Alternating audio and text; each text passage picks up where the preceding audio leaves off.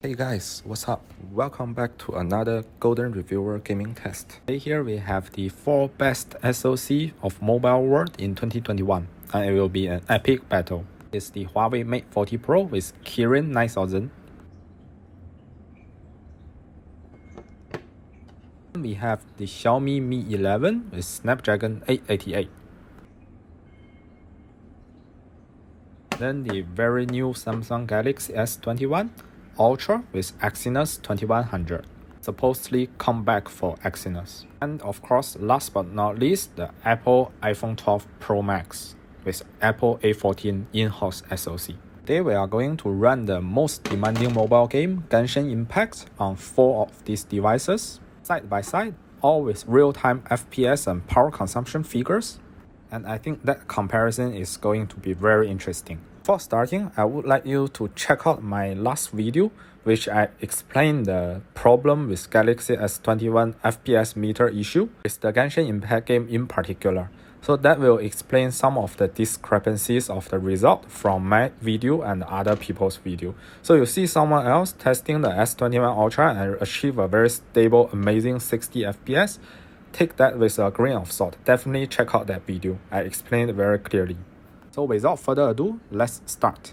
As usual, I show you the graphics settings. Time I heard you, I set the visual effects on iPhone to high. That is consistent with the other Android devices, so that this comparison is as fair as possible. The thing I want you to know is that the Genshin Impact developers has actually confirmed bug in the game that when you are around the top area of the map and you are looking at certain directions, the FPS will drop for no reason. It's not because of the performance or throttling or anything, it's just the bug of the game. Hopefully they'll fix it in the upcoming 1.3 version, but before they do that, I can still test the game. I just cannot go to that area, right? So as you see here, I choose to play the game at this area called Nantianmen, which is far away from the bug map. I'll play at the same style, around the same area, all during daytime with nice weather, no raining, nothing else. Everything is the same, everything is controlled on all these 4 devices for 10 minutes.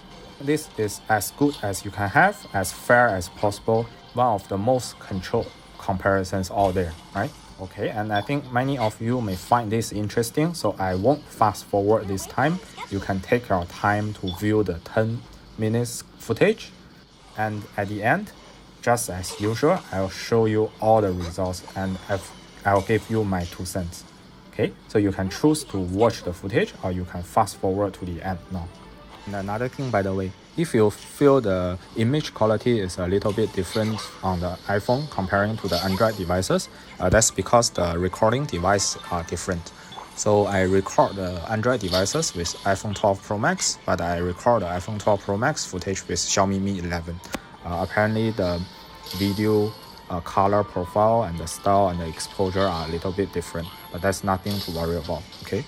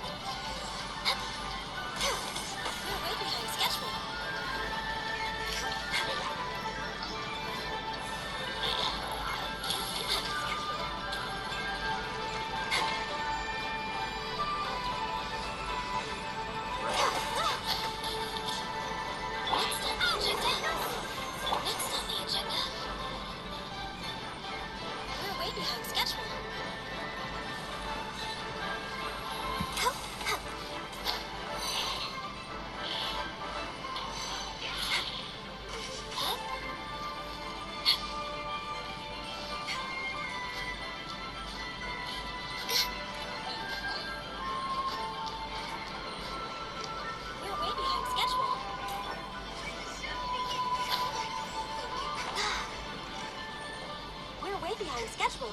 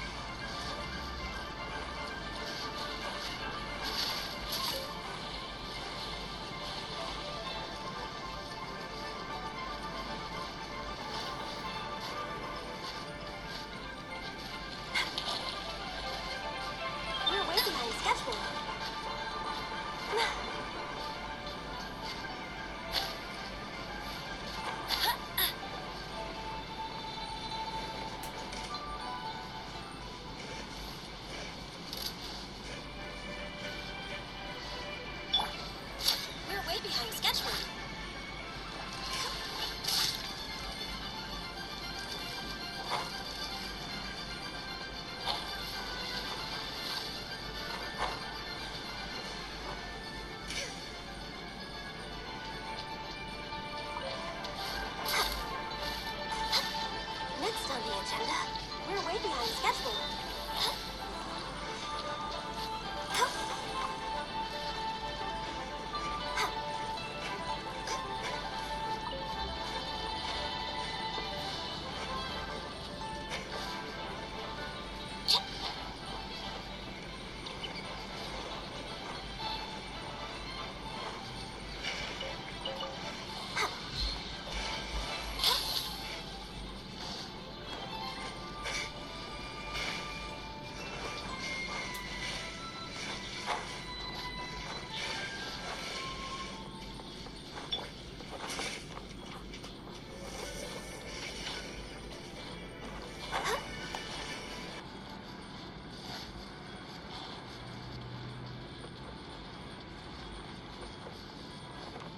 Next on the agenda.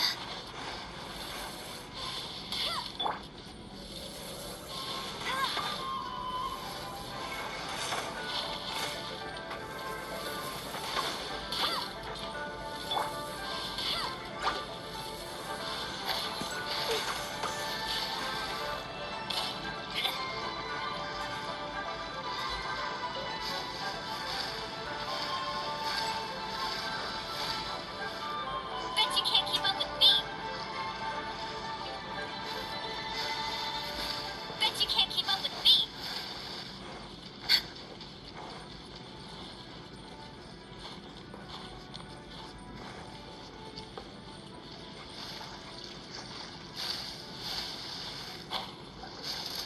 Pay your dues.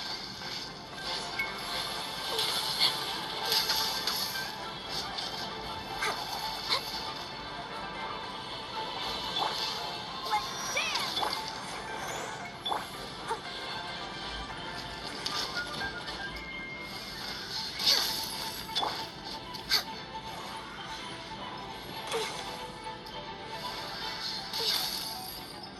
Next on the agenda.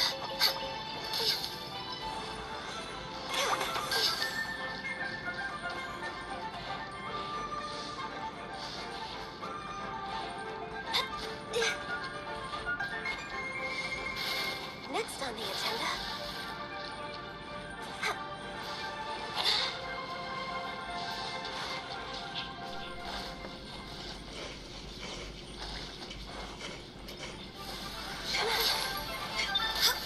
Next on the agenda.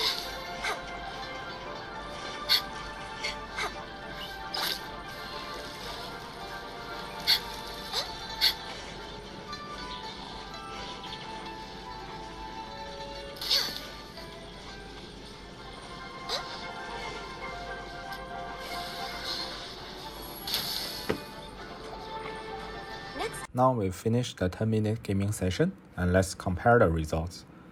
The S20 Ultra Exynos performed badly, as you might have already seen from my previous video.